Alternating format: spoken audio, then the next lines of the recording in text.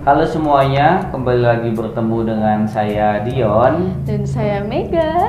Kita saat ini sedang berada di Cerita pernikahan.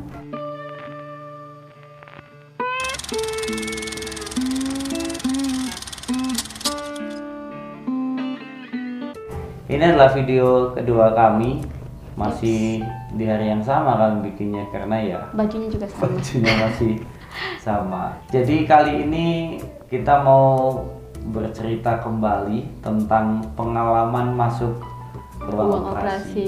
Tapi kali ini beda. Jadi kalau yang pertama Mama Eden ini masuk ruang operasi karena operasi sesar, mau melahirkan anak kami yang pertama. Dan ternyata setelah itu Mama Eden operasi lagi. Operasi apa? Payudara. Operasi payudara. Jadi waktu itu ada benjolan di payudara sebelah kanan. Dan kami membiarkan benjolan itu karena nggak sakit ya. Enggak. Waktu itu nggak sakit. Iya. Sampai pada akhirnya Mega merasakan sakit sampai demam. Dan kami mulai khawatir.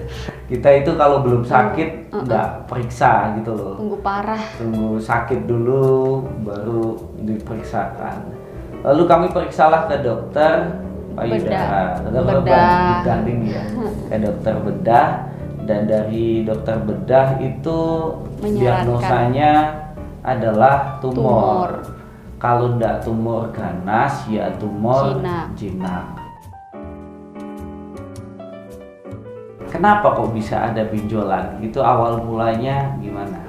Awal banget mulanya itu dulu aku pernah disuruh, ya biasalah kan, kalau orang sebelum menikah disuruh buat periksain payudara dengan cara ya kalau saat mandi diangkat tangannya buat kita ngeraba gitu. Nah waktu itu aku kok punya inisiatif, bukan inisiatif sih, awalnya gara-gara disuruh sama mamaku buat periksa-periksa.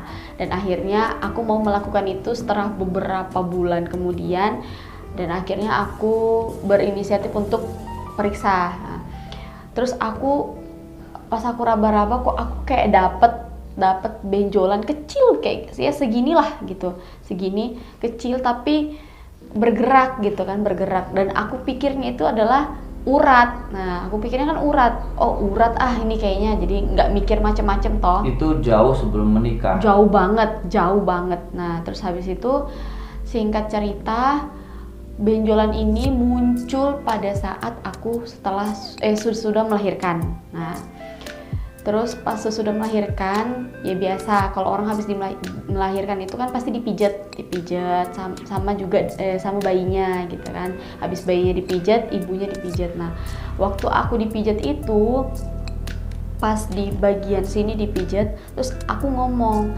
"Bu, kok ada benjolan ya di sebelah sini gitu. Coba saya pegang, Mbak," gitu. Pas dipegang katanya, "Oh, enggak apa-apa, ini penumpukan ASI. Jadi nanti dinenenin aja terus, nanti bakal mengecil gitu benjolannya." Oh ya udah gitu kan. Karena nggak sakit toh, nggak sakit ya udah. Dan akhirnya itu posisinya Eden baru lahir, belum ada 1 bulan. Nah, terus habis itu aku mulai ngerasain sakit pas ini Eden kan sudah mau masuk 6 bulan, 5 bulan. Ya, Eden 5 bulan. 5 bulan. Ya jadi waktu itu Mega itu sama sekali enggak pernah cerita kalau ada benjolan sebelum menikah. Jadi aku taunya ya benjolan itu karena ASI. Waktu itu kesalahan kita itu cuman kayak cari tahu aja di internet ini apa. Iya. Nggak mau periksa, so tahu banget gitu. Sampai pada akhirnya ya tadi kita ceritain kalau bikin demam baru akhirnya diperiksakan dan membesar. Iya, oh iya, dan membesar. Dan dari membesar. yang segini tuh jadi segini, hampir segini gitu besarnya.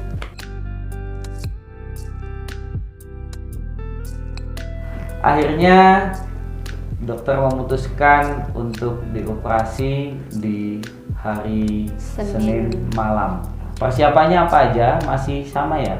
Puasa. Ya. Nah, waktu itu malah Mega puasanya dari pagi. Padahal ya aturannya ya 6-8 jam itu ya. 6-8 jam. Terakhir sarapan pagi. Terus sebelum masuk ke ruang operasi apa aja yang Ya dipersiapkan? seperti biasa. Mandi juga kan? Enggak. Ya. Ini karena ini operasi kecil, belahnya sedikit aja kecil. Jadi dari rumah udah mandi, terus ya udah dikasih tahu sebelum ke rumah sakit harus sarapan dulu, dan itu terakhir harus makan. Jadi setelah sarapan nggak boleh makan lagi. Terus habis itu ya udah langsung ke rumah sakit buat cek darah, cek lab. Terus habis itu aku USG bagian payudara untuk mengetahui berapa senti yang harus dibelah. Nah, terus habis itu setelah itu langsung aku di swab. Terus habis itu ya udah nunggu hasilnya. Mega akhirnya dibawa ke ruang operasi. Aku tuh udah nunggu lama, ternyata di dalam tuh masih ngantri. Masih ngantri. Padahal udah posisinya waktu itu pakai baju operasi. Sudah pakai baju operasi. Kemudian Mega masuklah ke ruang bedah.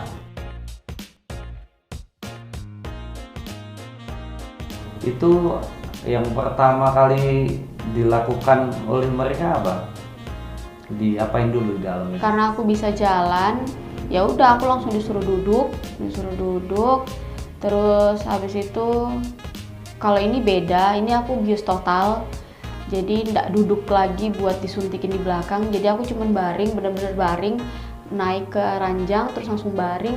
Terus ya udah itu biusnya itu disuntikin lewat infus. Nah, terus itu 2 kali suntikan untuk aku bisa bener-bener total gak bangun, gak sadar gitu. Tapi aku suntikan yang pertama aku udah ngefly jadi langsung kayak sayup-sayup gitu. Malah aku ditegur sama dokternya, loh kok baru suntikan pertama udah sayup-sayup. Aku cuman jawab gini, hehe gitu tok gitu. Habis itu pas suntikan kedua masuk udah blas, bener-bener nggak sadar. Waktu di tengah-tengah Mega operasi dipanggil sama perawat, mana keluarganya Ibu Yuma. Terus karena ini pandemi kan yang boleh nunggu cuma satu orang. Jadi waktu itu disuruh masuk, saya pakai baju hijau-hijau itu udah deg-degan karena keluarga lain tidak dipanggil. Sampai di dalam perawatnya bilang dokternya mau ketemu langsung sama suaminya Ibu Yuma. Saya deg-degan banget kan, ini ada apa? Akhirnya masuk ke dalam, ternyata dokternya bilang begini, berita baiknya ini bukan tumor, tapi ada berita kurang baik. Berita kurang baiknya ini tuh ada infeksi di payudara. Jadi itu akibat dari penumpukan susu yang semakin hari semakin banyak karena nggak dikeluarin, akhirnya susunya itu jadi basi. Jadi susunya itu basi terus mengental di dalam payudara. Jadinya payudaranya itu dilubangin. Ngeri banget ya. Terus kata dokternya bilang begini, karena ini dilubangin terus payudaranya itu masih menghasilkan air susu setiap hari, jadi dalam penyembuhannya itu bakalan lama dan menyakitkan. Jadi karena ini posisinya itu nggak dijahit, jadi benar-benar luka yang terbuka. Nah, cuman disumpel pakai kasa sama betadine. Terus habis itu pas pergantian perban pertama ini masih di rumah sakit, jadi sebelum pulang harus dibersihin dulu. Yang itu ngeri banget, sampai sekarang tuh masih ingat rasa sakitnya itu gimana. Jadi dia tuh disuruh keluar, ada 3 perawat di situ. Terus habis itu dibukalah pelan-pelan perbannya.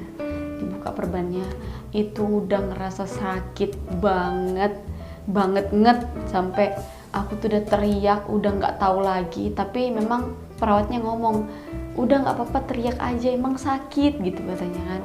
Terus habis itu kalau mau nangis aja nggak apa-apa gitu. Terus habis itu aku udah teriak udah teriak sekencang-kencangnya, ya Tuhan tolong gitu, karena emang sakit banget.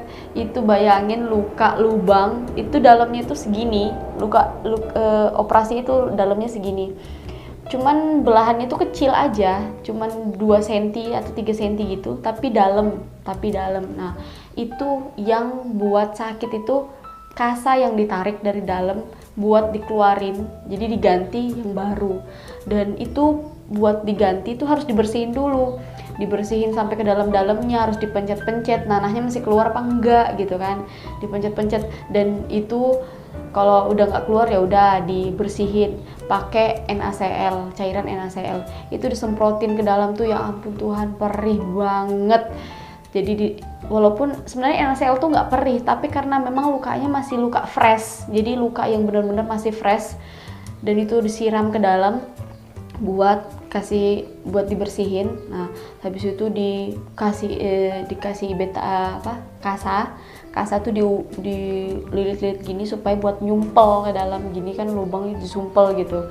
Habis itu kasa itu isinya betadin. Nah betadin itu perih banget, udahlah nggak tahu lagi. Jadi informasi dari dokter sama perawat kalau itu bekas operasinya itu harus diganti setiap hari supaya nggak nimbulin infeksi lagi. Iya, waktu awal itu ya kita dengarnya biasa aja karena belum ngerasain pergantian perbannya itu. Habis itu aku dengar mega teriak-teriak, mungkin seluruh isi ruangan itu dengar, bukan ruangan ya, tapi satu lantai itu pasti dengar semua mega teriak-teriak karena emang kenceng banget. Tuhan tolong Tuhan, nggak sanggup sakit. Terus aku membayangkan ya, luka aja kalau kena nempel sama celana, kayak kita punya luka nempel sama celana, ditarik celananya aja kan sakit. Lah itu lubang disumpel pakai kasa terus harus diambil, sakitnya kayak gimana. Terus itu setiap hari. Dok, ini sampai kapan kayak gini? Itu sampai berhenti menyusui. Tapi puji Tuhannya sekarang sudah sembuh. Ini sembuh. Belum ada 1 bulan ya? Belum ada 1 bulan. Ada. Itu sudah sembuh. Lukanya puji udah Tuhan. rata sama kulit. Bener-bener di luar perkiraan dokter ini. Iya, dokter aja sampai ngakuin ya. Iya, karena dokter bilang begini, pengalaman ngerawat orang dengan sakit yang sama itu ya prosesnya lama. Tapi ini benar-benar luar biasa. Kita waktu itu periksa di 2 minggunya buat ngambil hasil lab. Itu luka itu udah benar-benar nutup. Terus kita juga kaget juga, dokter bilang udah nggak usah diperban lagi. Wah, itu kan udah senang banget itu. Wah. Udah senang banget karena waktu itu prediksi dokter ya sampai 2 tahun. Sampai Eden itu 2 tahun, sampai berhenti menyusui lah. Itu kan wah lamanya minta ampun itu. Karena pasti. Luka terbuka, terus nggak dijahit. Nggak dijahit. Jadi pikirannya dokter kan bakal lama buat nutup karena di dalamnya dalam itu ASI, jadi terus masih memproduksi gitu terus. loh. Jadi mikirnya dia lukanya itu bakal susah ngering karena ya keluar cairan terus. Luka tuh kan kalau kena sering cairan kan bakal susah buat nutup. Nah, tapi malah kemarin pas terakhir itu pas kita ambil hasil lab, dia ngomong, "Sini tak lihat dulu," gitu kan. Pas dia lihat langsung dia bilang, "Udah nggak usah pakai perban lagi, ini mah udah tutup," bilang, "udah nutup ini," bilang gitu. Jadi udah nggak usah dok. Iya udah nggak usah, mandi biasa aja gitu, mantep aja mandi. Wah seneng kan jadi denger kayak gitu. Terus ditambah lagi dia ngomong, semua pasien yang saya tanganin ini itu biasanya lama, kok ini cepat gitu, ini termasuk cepat loh, bilang gitu. Wah tambah seneng lah kita kan, wah puji Tuhan banget, ini berarti ini mujizat banget kan gitu. Kita mikirnya mintanya mujizat itu di awal, tapi ternyata mujizatnya itu datangnya pas setelah aku tuh operasi dan penyembuhan. Jadi mujizat itu benar-benar terjadi lah. Terus hasil labnya juga membahagiakan lah, membahagiakan, melegakan. memang ya di luar perkiraan dokter semuanya. Dari awal perkiraan dokter itu tumor. Ternyata bukan. Tapi ternyata ya yang benjolan kecil di awal juga itu kan dibelah juga, dimasukin di lab, itu juga hasilnya bukan tumor. Iya, jadi itu adalah pengalamannya Mega masuk ke ruang operasi kedua kalinya, dan ini adalah cerita di pernikahan kami. Banyak mengalami hal-hal yang secara manusia tidak menyenangkan, tapi ya setiap keluarga pasti mengalami pencobaan yang berbeda-beda lah. Kita baru menceritakan ini yang tidak enaknya lah, dan di tengah-tengah tidak enaknya aja kita tetap bahagia aja, kita tetap senang-senang aja. Hati yang gembira adalah obat.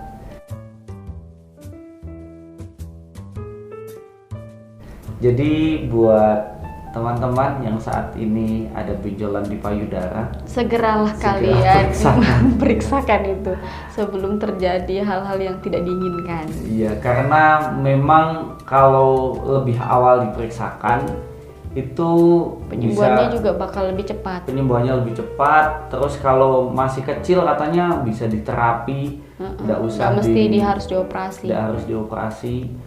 Ini waktunya sudah mau habis. Terima kasih sudah menonton video kami. Dadah.